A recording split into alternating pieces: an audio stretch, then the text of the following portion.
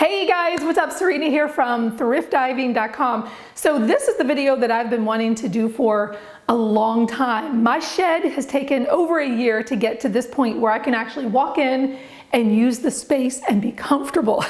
It's taken a while, right? You've been following along. Well, today in this video, I'm actually gonna go through the entire process in one video. You won't have to go back and watch all the videos. I mean, there's probably like 15 videos that I have captured things that I've been doing to fix up this shed. Well, you're gonna get it in one video. And you'll then, of course, be able to link to specific projects. This has been a process. And if you're somebody who's looking to get a backyard shed, whether it's for office space, a workshop, a crafting space, and you wanna do some of the work yourself, you can do it.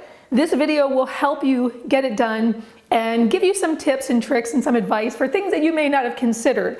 Now, before we jump into that video, I want to tell you about today's sponsors. GoodwillFinds.com is a site that I've been telling you about on my podcast. You do know that I have a podcast that I publish every week, right? And I've been sharing with you this amazing site that started probably about 2 or 3 months ago.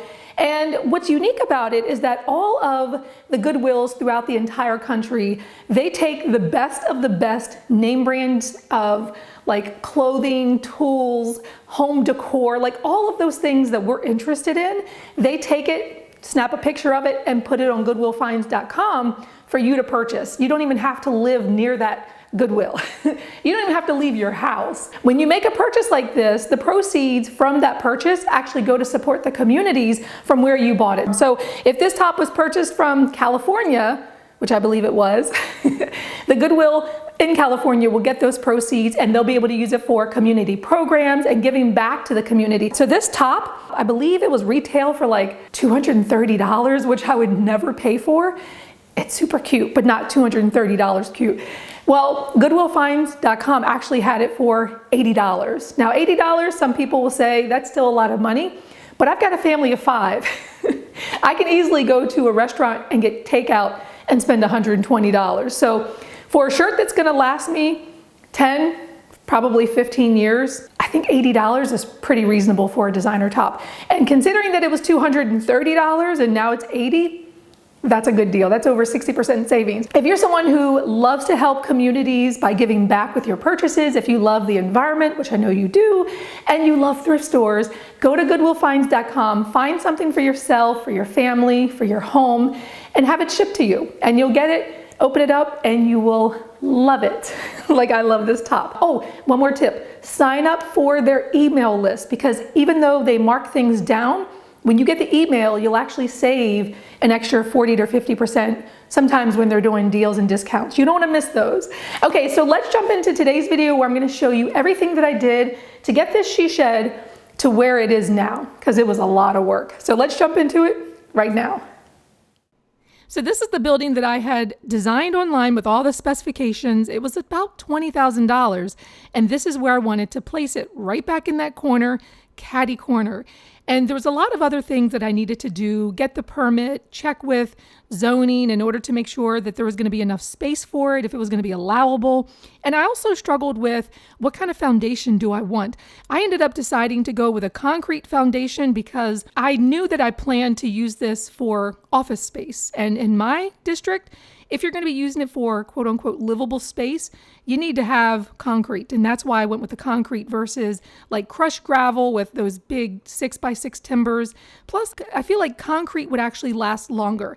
So for the concrete guys to come in to do a 16x26 pad with just a little bit extra, it was about $11,000. So now I'm up to $31,000, about $31,000 for this shed, but it was a lot cheaper than the $80,000 to $100,000 that people were quoting me for a custom shed with everything being done.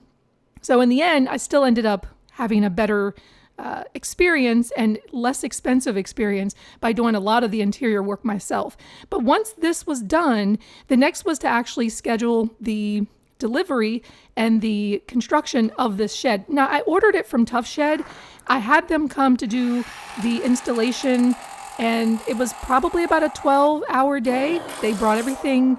Some of them were in pieces, and then some of them were already constructed. Parts of the wall were constructed. And so it's prefabricated. They do a lot of that in advance, but they do much of it there on site the day of the build.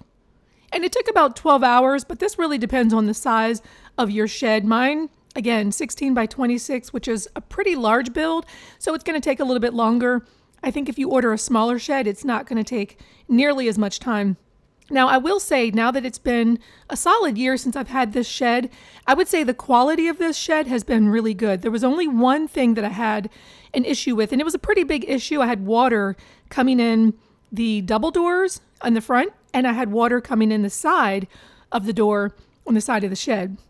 And what I realized is that Tough Shed doesn't use pan flashing, which is basically like this plastic, or it basically encompasses the door so that when any water hits that front door or even the side door, there's no water that's going to leak in at the corners of the door. And that's the problem that I was having. Now, I will say they were pretty good about coming back, making sure that they're doing everything that they could, but I felt like I had to do a lot of research on my own to figure out what the solution was. And once I figured out what the solution was, they came back and helped. They took the door out, put the pan flashing in. I ordered it. They didn't pay for it, and helped me correct the problem. And once the pan flashing was in, it was fine. I didn't have any water coming in, but it's not something that's routinely used with Tough Shed. So I would say if you are ordering a Tough Shed, make sure that you have some of these pan flashings available so that they can be installed when your doors are put in. And you can talk to them ahead of time and say, hey, I want this pan flashing to be used at the doors, and the construction crew will be aware that they'll need to use that.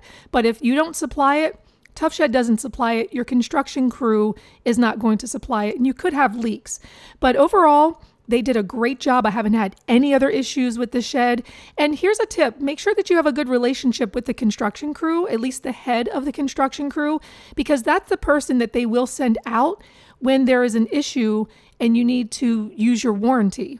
So this is what it looked like when the crew was done. It was literally just a shell of a building, and my goal was to try to do as much of this interior work as possible. But it was so cute. I was excited that this was going to be my new workshop, my new office space, and I couldn't wait to show the family, but honestly, they don't even use the space. This is just for me, which is how it's supposed to be. So the next step was to get some electricity in this shed so that I can start working in here. Now, to have an electrician come in to do the entire thing for me, I had gotten a quote for about $7,500. That's a lot of money. I didn't want to pay for that, but I ended up working with a master electrician who happened to be my electrical instructor when I was at the community college. So he said to me, Serena, I think that you can do the wiring for the interior. I will do all of the things in the panel and all the external outdoor connections, but you can do the inside. I will make sure that you're on track. Just tell me what you want. Let's come up with a plan, and then you can do it all. And that's what I did. And it was kind of like a puzzle, trying to figure out where things needed to be connected. And, if you want to get lights over here, the wiring has to go in this direction. And of course, you have to make sure everything is up to code. So for me, it was just an enjoyable experience. It took a long time to finish off the interior, but I learned so many things that I think I never would have learned if it were not for this opportunity. So if you're someone who wants to run your own electrical, find someone who's a master electrician who would be willing to teach you and allow you to do your own interior wiring, making sure that you're meeting all the codes and that it's safe. And you can see that sometimes I just didn't know what I was doing. I mean, sometimes my wires were just way too long. I thought that maybe cutting them too short would get me in trouble, but I realized I was doing myself a disservice by leaving them so long, because it was just, it would have been a nightmare pushing all that stuff into the box. But anyway, it was a great experience, and I ended up paying the electrician about $3,000, and then I bought all the materials and supplies, and that was probably about $600, $700, maybe not quite as expensive, but the biggest expense was the Romex cable. I used a 12-2 gauge for all the receptacles, and then for the lighting, I used a 14-2 gauge wiring.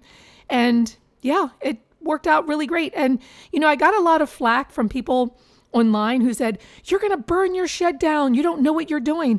Well, number one, I used a master electrician to oversee everything. And number two, the shed is still standing, and it's been a year. So they didn't know what they were talking about. Okay, moving on. The next thing I needed to figure out was, how was I going to insulate the shed? So the insulation was actually not too difficult when doing the insulation in the walls. I use rock wool, and this is a little denser.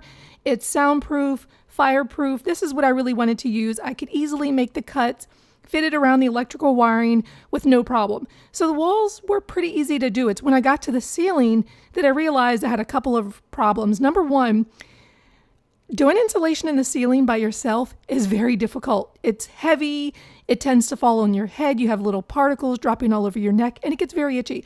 The second thing is I didn't have any framing around the skylights, and so I needed to add some framing around those before I could even start to do the insulation. And then the third, I didn't have any ventilation. So whenever you're buying a tough shed or any kind of shed, make sure that you've got ventilation. Unfortunately, the salesperson didn't mention this to me, and I realized it as I was about to do the insulation in the ceiling. Now the walls are 2x4s, and the only thing that'll fit there is the R15. So I did R15 in the walls. You could do R13, but I figured R15 is probably better. And then for the ceiling, I did a combination of R30, and I actually just added some extra insulation up there that I had left over from the walls. So once again, the walls were done, it was time to move on to the ceiling. So let me show you what the skylights look like. This is the problem that I had because there was no framing around them.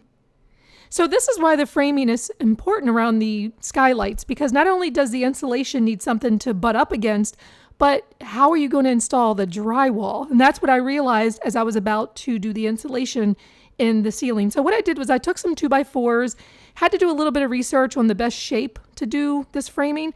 And so I put these at just a perpendicular position to the floor.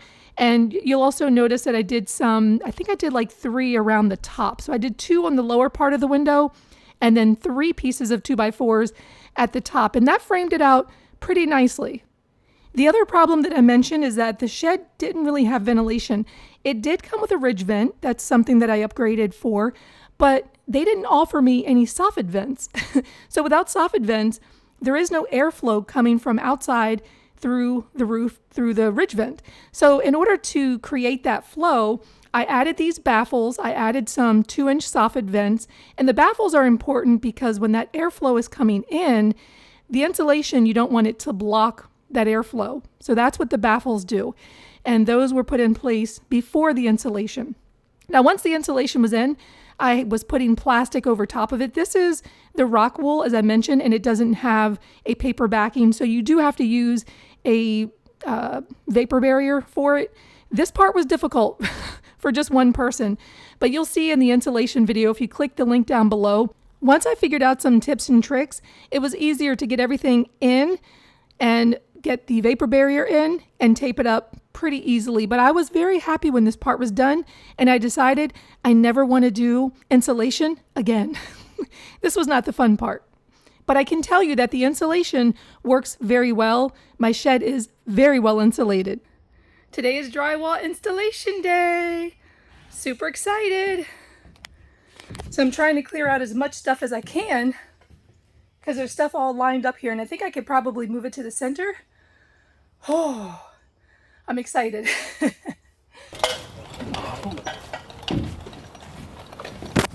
I'm ready for this. Okay. Super excited to watch you guys. I'm gonna stay out of your way, but I'll be filming. Okay.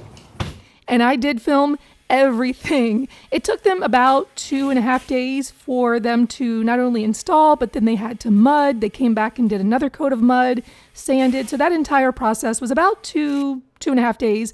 And it was about $3,800, which wasn't too bad. It would have probably taken me all month.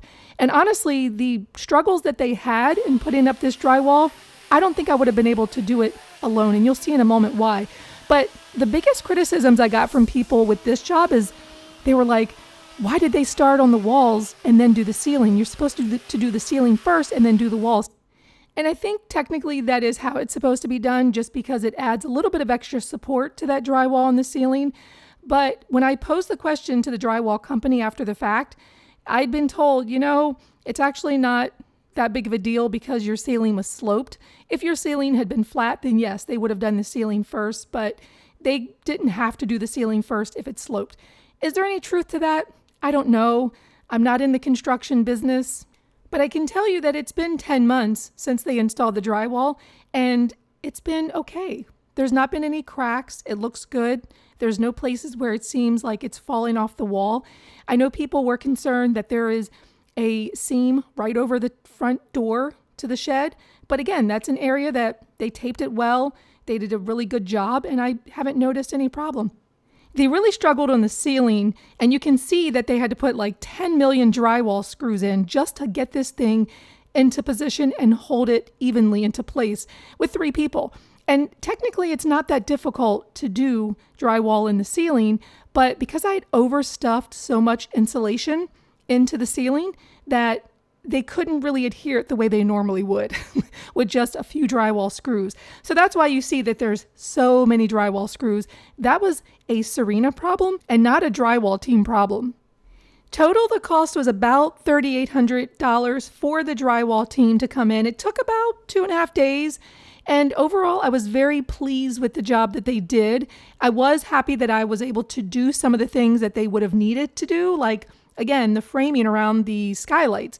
Because if I had not done the framing around the skylights, they wouldn't have been able to do drywall around that part. So I'm glad that I was able to do some of the things that they needed prior to them coming. And I think it made their job a little easier, because otherwise I probably would have had to have paid them in order to frame out that skylight for them to even do the drywall. And on the last day, they came to do the final sanding. They did some cleanup, and this is what it looked like when they were done. I couldn't believe that it took so long to get to this point, but I was so happy how light and bright and airy it was. The only thing that I wasn't happy with is how dirty the floor was. I didn't put anything down. They didn't put anything down. And it was a long gap of time between when the drywall was done to when I finally got vinyl flooring to cover it all up. Anyway, the next thing that needed to get done was the priming. I did probably 2 coats. You got to do at least 2 coats of primer. And then after that, I was able to do the paint. I didn't want to go crazy with color, so I just did, kind of a warm color on the walls, like a warm white. But I wanted to keep everything light and bright, and then bring in a little bit of color with the doors. This is Sherwin-Williams. I think it's abalone shell, I think it is. So it's just a little bit of pink, but the color I really wanted to bring in with the blinds, which you'll see in just a moment. But before I could do any colorful blinds, I needed to finish off the windows. Now, the drywallers did put drywall on the interior of the windows, which finished them off, but it needed some window trim just to make it look finished and not so bare. And this is a project that I didn't even anticipate that I would need to do. It's just once the drywall was in, I was like, wait a minute. Aren't the windows supposed to have trim? And then that's when I realized, okay, we've got to take a weekend and do this quick, easy project. It was maybe about $150. I just used MDF, a brad nailer, some 2-inch brad nails, and all the windows looked pretty good, but I still needed some covering. So the next thing was to actually make some really colorful blinds to add some color into this white space. And this is really one of my favorite projects here in the shed because they turned out fantastic. And it really is gorgeous fabric, beautiful color. And all I used is a $10 blackout roller shade from Walmart. Now, you can use this vinyl. People ask me if you could use the vinyl, maybe use like a spray adhesive. You can. The main thing I wanted was the hardware. And I was going to use my own fabric, and I actually got a blackout fabric that I lined it with. You don't have to do this if you want to save money. Just reuse the vinyl, use a spray adhesive. You don't even have to sew. You can use a fusible tape as well, but for me, I love to sew, and this is a perfect opportunity to pull the machine out. But the main thing is you're just literally wrapping this around the hardware and then putting it up in your window. And you can roll it in or you can roll it out. Some people didn't like that you can see the white on the fabric. Me, I don't care. It's fine. But if you don't like seeing the white at the top, you can always turn it in the opposite direction. It's your choice. Either way, it's going to look good. This is one of my favorite projects in the shed. It gives it some color. It makes it look fun. And every day when I come in, I love putting them up and letting the sunlight in. So I did a lot of work on the interior, but I also needed to do a little bit of work on the exterior. This is what it looked like when it was first built. It just looked like a building sitting in my backyard. I wanted it to blend into the environment, to look like it was part of the yard. And I knew that the easiest way to do that was to do some garden beds. So I tried to do some perennials like azaleas, some boxwoods. I even got a blue star. I think it's called an Arkansas blue star for the side of the shed. It looks, oh, it's so cute. It's small, but it's going to get bigger. Now, next year, I'll probably have to make some different choices on some of these plants because the deer, I didn't realize a couple of them that I bought were not deer resistant. So the deer like to come every single night and eat the plants. And some of them have grown really big since I've recorded this, and some of them haven't grown very much at all because the deer have eaten them. Anyway, let's move inside for the last project, the vinyl flooring. Now, I know that this is going to be a workshop / office space, crafting space, and that's why I thought vinyl would be the perfect flooring for this. I did use an underlayment because I want any moisture that could be coming up from the concrete to be blocked. And I also want to make sure if I spill anything on the floor, it's not going to destroy anything. Vinyl's waterproof. The underlayment is waterproof. This was going to be the perfect option. And the vinyl was pretty affordable. I think for the 416 square feet, it was about maybe $1,500, give or take $100. And then for the door trim, the baseboards, that was maybe another $150, $200. So overall, for me to do it myself was not very expensive and it wasn't difficult to do. And there's one thing that I forgot to tell you that I did for this shed, and I didn't actually even record it. I actually put in skylight blinds. I ordered them from blinds.com. It wasn't very difficult to do myself, and it keeps out a lot of the sunlight. You see that there's sun that's just coming in these skylights. I wanted a lot of sunshine, but during the hottest parts of the day, I want to be able to close those, but still get the light filtering from the skylight blinds. So this is what the transformation has been like for me. It's taken a long time to get here, but now that I'm looking back through all of this footage, I realize how worth it was. So many skills that I gained doing the electrical myself, doing the installation myself, things that I realized that I'd never want to do again, like insulation. I would probably hire that out again. I don't know, it's just so itchy. But this is my space right now, and there's more to come. I've got a lot more things I want to do in here. I actually did get a mini split. I did not record that, but that was about $5,000. It keeps it really well heated in here, well air conditioned during the summer. And if you have a she shed, I highly recommend that you get a mini split. It's wonderful. I love walking into this space. So come back again for another video because I'm going to be doing more things in the she shed. Again, this video is sponsored by GoodwillFinds.com, and I will see you next video.